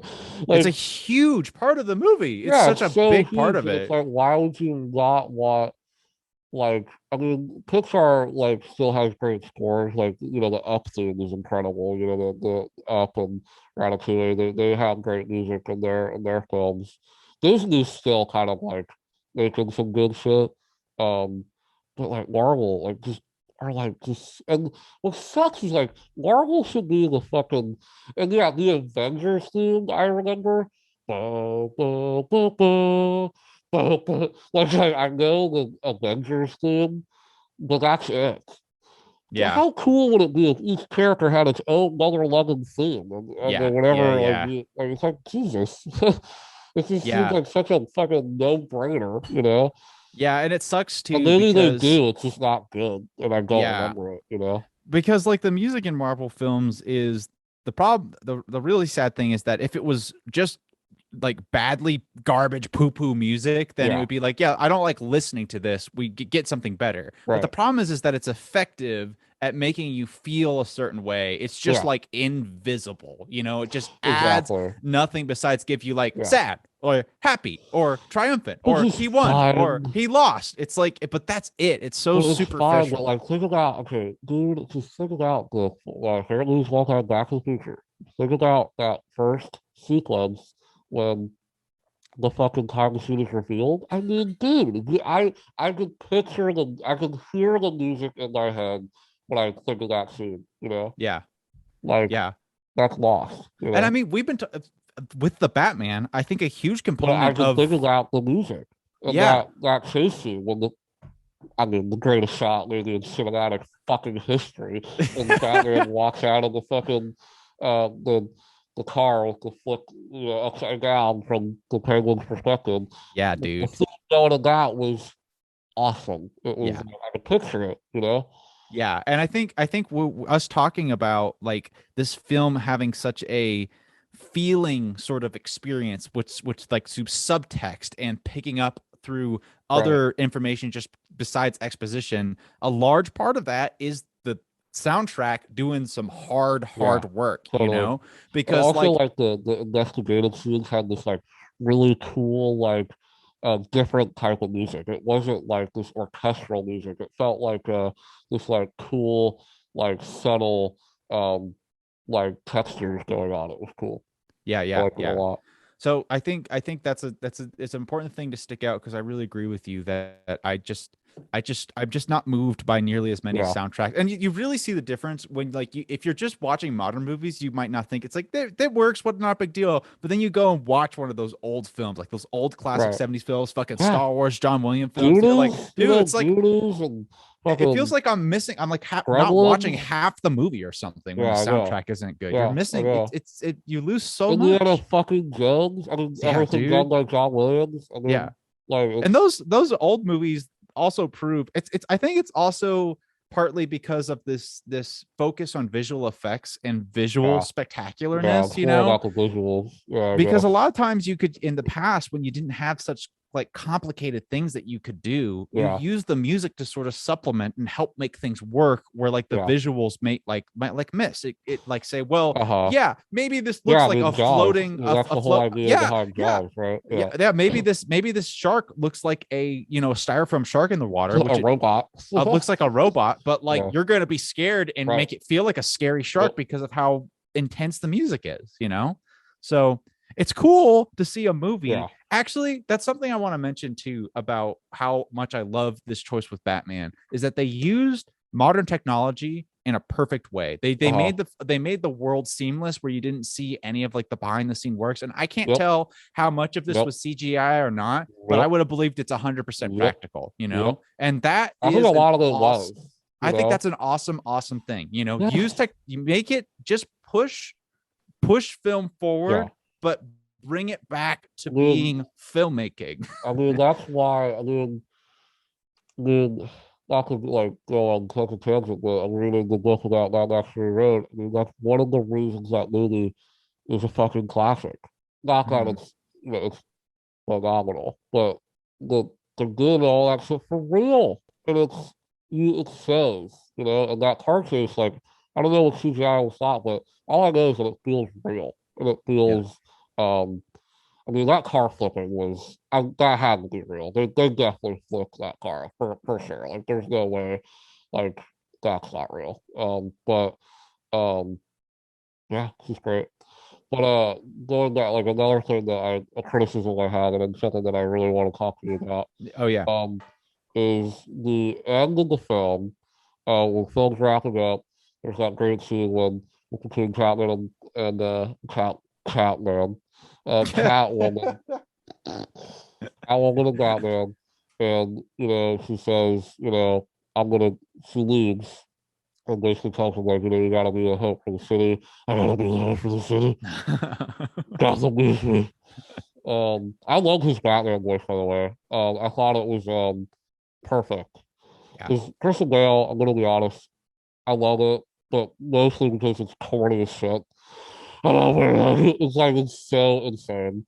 Yeah. That I kind of think it's ridiculous, but The this is more I see, perfect. the more I see Christian Bale's Batman, the more like goofy and ridiculous it You know comes what's off funny to too is me. it was a long time ago, Yeah. which is kind of funny to think about. Batman Is Begins it actually dated? is almost 20 years old. Yeah, that's so You know, weird. so Yeah, um, that's a good point. well, without those films, we wouldn't get this film. Yeah, I they mean, are necessary, and they're still they, great. They're still they're great still great. despite all the Yeah, criticisms. They're still they're just amazing. different. Yeah, But this, like, I love his voice. It I was that agree. like I mentioned, but it was like a whisper. It was like a fucking, it was cool shit. I love it. Yeah, yeah. Okay. So I love that. I love the wrap up between Catman and Catwoman. Jesus. Catwoman and Batman. That was great. What I didn't need was Joker. Um, Yeah, man. I'm conflicted about this whole scene. Because on one hand, so the actor is Barry. You know who the actor is? No, I don't. I can't pronounce his last name. I think it's Barry Keogh or something. He is, you guys may know him from a film called Killing of the Sacred Deer, where he played one of the craziest characters, Oh, the oh, most it's disturbing him. characters in cinema. Yeah, so he's Oh, him. So I love that. That casting's amazing. He will be an amazing Joker. So, but the thing is that to me, that last scene felt so tacked on, so marbly that it made me like cringe out of my body. It was like it felt like obligated. It felt like that they like needed to have the scene in the movie. Not that the scene was bad. It was just like, what am I watching, a fucking Marvel movie? Like, it just the whole movie does not feel like this. And now it's just like it felt like a post-credit scene, you know. yeah, yeah, Which yeah, I just started to groan and grow more and more and more towards like just start to dislike the post-credit scene because it's yeah. becoming like a fucking like it's like an epidemic. Like, just end the fucking movie. I love that this didn't have a post-credit scene, and I'm pretty sure there is a post-credit scene, and it just says like goodbye or something. It's just a Yeah, regular goodbye or something. I think that's there's no yeah, yeah, yeah. post-credit scene. Um, but that scene, you know, it also couldn't. It also they don't imply that it is Joker. You know, like it's not like they're like, "Who are you? I'm Arthur Fleck" or whatever. It's like it's just this other. He's credited as unmasked Arkham prisoner. Um, and what did you think of that? Did you think that that I was like just didn't. unnecessary, or like I don't need that? I was coming into that with a positive attitude, preparing that you would like it, but now hearing that you Wow, didn't like it, I didn't like it at all. I I thought didn't it think was it lame was. as fuck. I was just like I didn't need that. You Yeah, know, like I yeah, didn't like do that. But the thing is, to me, like why I'm conflicted about like my feelings towards it because I love that actor, and I also like I don't know what Matt Reeves is going to do with that character if they even are doing something with it. I You know what I know. mean? Yeah, Like yeah, they might yeah. not even be doing something. I know. There It's is such. a cool history where like he's already in prison. Like the Batman already had like a scuffle with him. Like who Yeah, is this guy? You know, and like I like that aspect to it. It's obviously Arthur Flecker, a version of Joker, obviously. Um, but I mean, I'm not opposed to seeing another incarnation of the Joker. That's not what I'm like.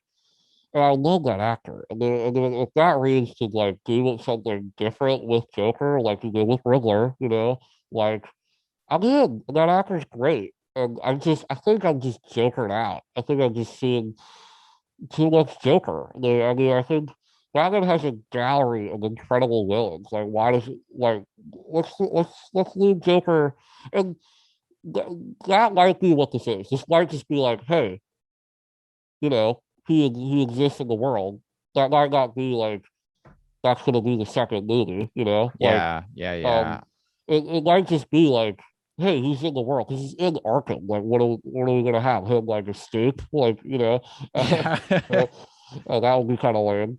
Um, so I don't mind Joker being in the world. I knew that that was going to happen, right? I mean, like that was inevitable that Joker was going to be in this universe in some way or another. Joker is just too attached to Batman and is in so many incredible stories, and he's an incredibly popular character. Why not put him in this world?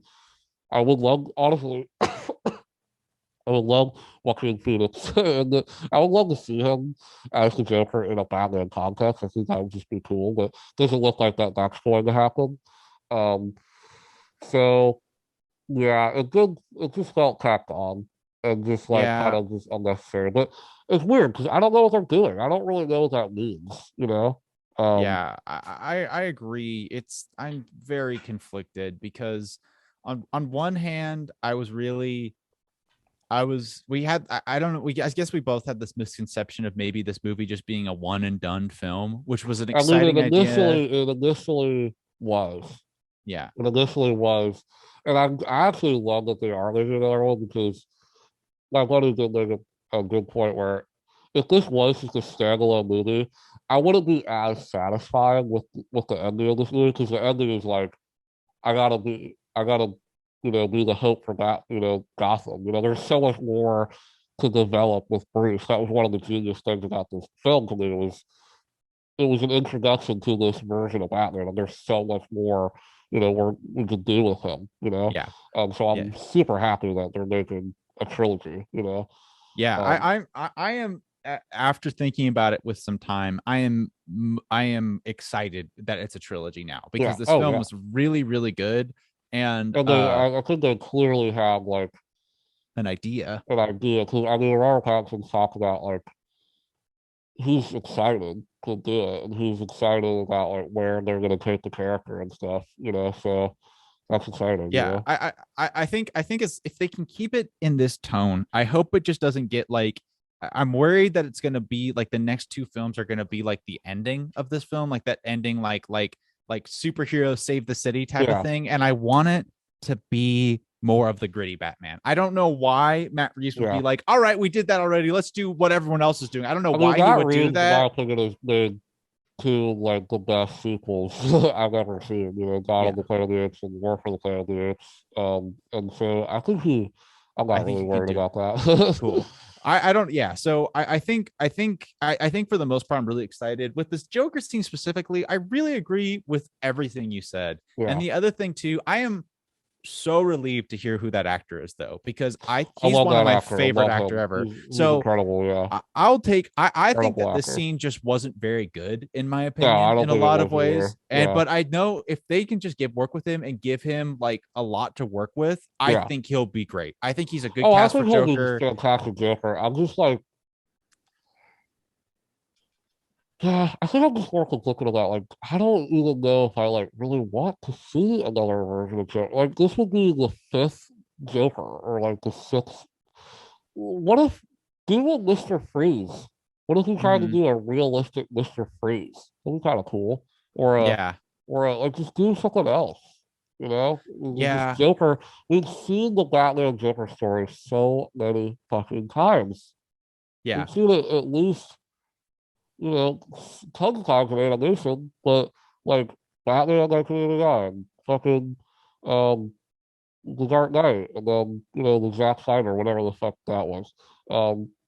So here's my thing on Joker with Joaquin, so it's like I'm with you with that 100%. I'm totally with you with that. The other thing I would add to that though is that the thing with Joker and Batman is that I'm fatigued of Joker, but when it's good Joker and Batman, there's nothing better than that. So if he can give me a good Joker and Batman movie, different, different and even good. Casting him is already different. He's much younger. He's that's a different, already a different take on Joker.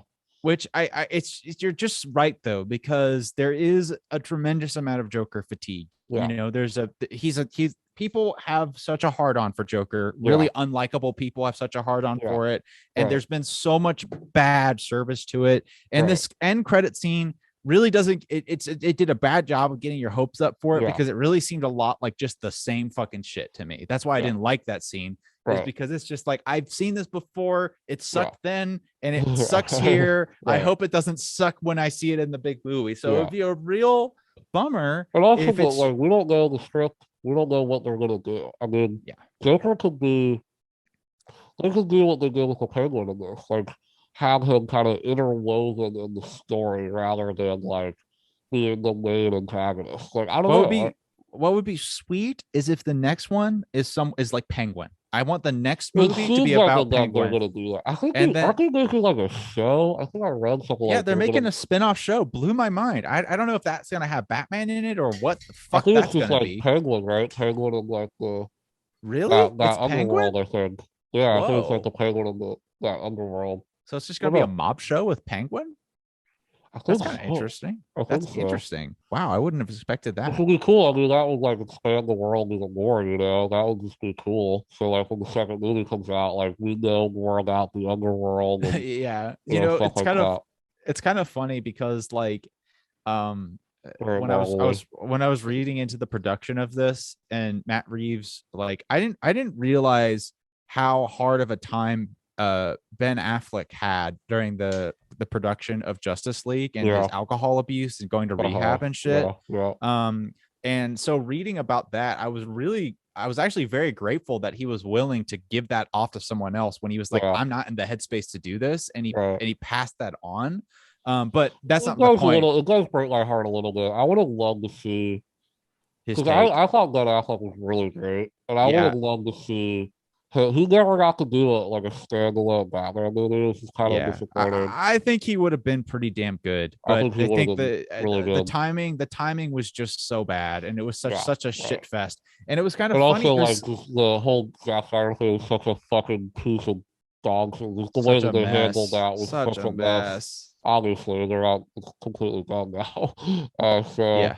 Um, But I thought it was funny when when I was reading about the production with Matt Reeves and how he was in discussion where originally it was planned to be part of the DC universe, and then the DC universe happened, and then yeah, Matt Reeves was like, "Can I just do it like my own way. do a Yeah, different thing?" And they're like, yeah.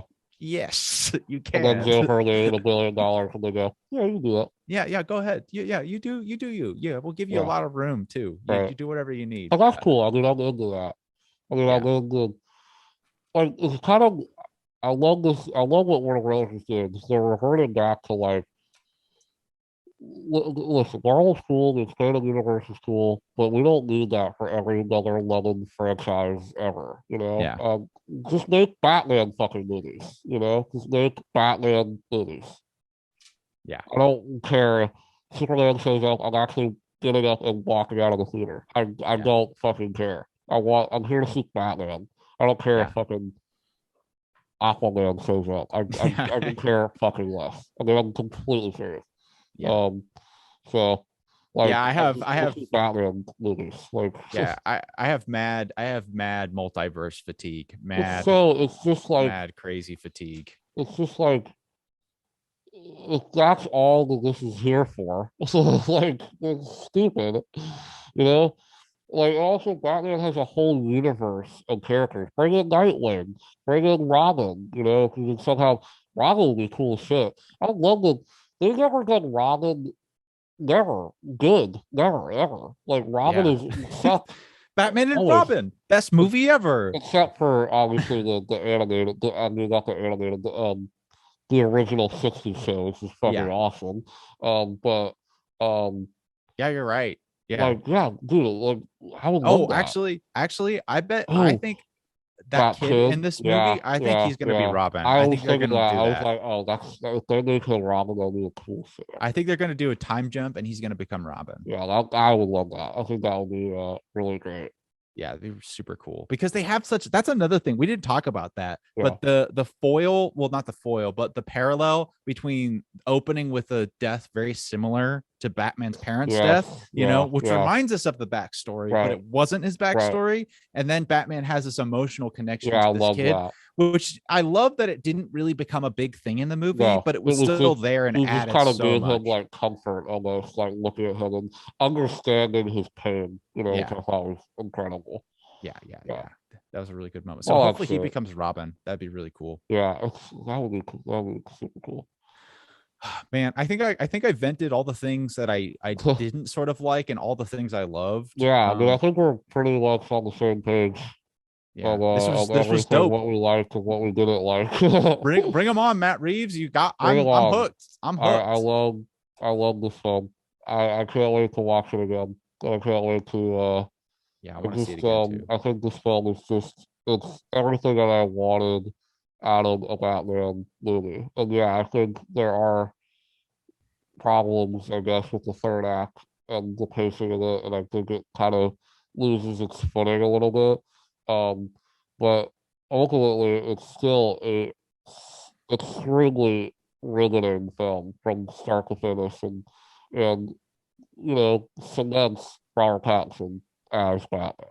Like Yeah, it is, he's Batman now. he is He's Batman. Batman. He's so great, and like in the future, I'm just excited to because funny enough, like I think I mentioned it, but the most interesting thing to me was his Bruce Wayne.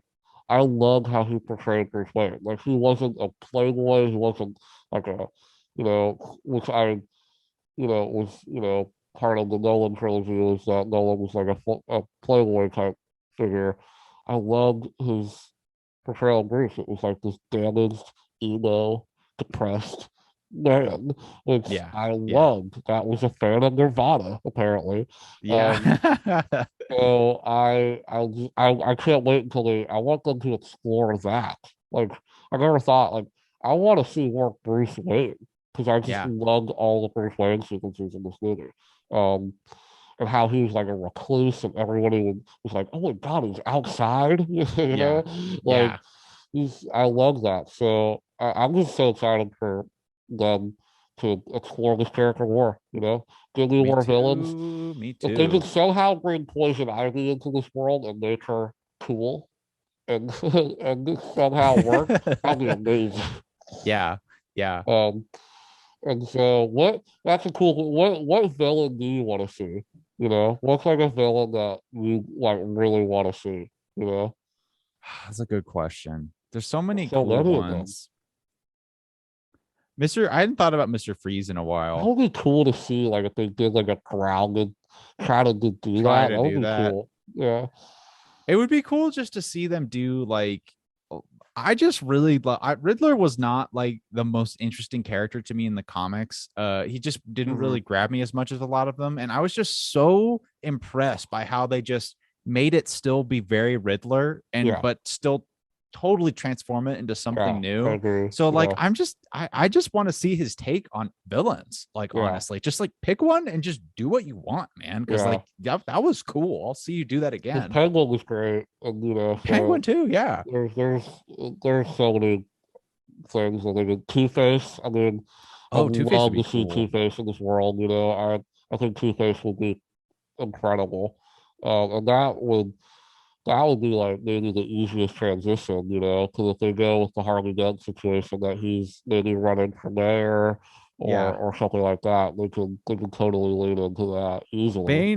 Bane is also one of my favorite Bane is villains, cool. and Bane would Tom be really Hardy, cool it's to gonna take. be hard to shake the Tom Hardy Yeah. portrayal as Bane because it was just so iconic. But they did it with the Joker, I guess. But um, I guess it's gonna be a little harder, I think, for audiences to like accept Bane until it's like a new take on it. I don't know, but I think it's a good point because Tom Hardy was like such a he's good awesome. cast for that. Yeah, he's great. I just There's I so like that many. character too. It'd be Yeah, cool he's to see awesome. another good take on it in a because I didn't really love Dark Knight Rises. I like Bane, but I Yeah, didn't like yeah, Dark Knight yeah, Rises. So yeah, it'd be great if you got someone as good as Tom Hardy's Bane to play Bane in a yeah. Batman movie like this. It's like, oh, that would be really sick. I know. There's so many amazing possibilities, and it's exciting. Yeah, I can't wait. At the I end of hope the they day, call though, it the Batman, and then they call it the Batman, and then call it like have like don't call it like the Batman Part Two or like the yeah, Batman Two. Call it like the Batman, the Long Halloween or something. yeah, something cool I would love title. that. Yeah, yeah, yeah. I think as long as he just sticks with the slow pacing of be like, just focus on one villain really well, and Yeah, sprinkle them in like you did with Penguin. It's I like, know. and you can do no wrong, friend. You can do Yeah, no wrong. Just stick, you got it. You I got it. know. Just do it again. Yeah, it's awesome. All right, we can talk about this forever, so we're gonna stop. Super Um, good. Go watch yeah, it. man, super good. You guys probably saw it. But yeah, I fucking love this. Can't wait to watch it again. We will see you in the next one, which I don't know what it's gonna be, but it will be. it will So be something. stick around. All right, everybody. Bye Bye bye. bye.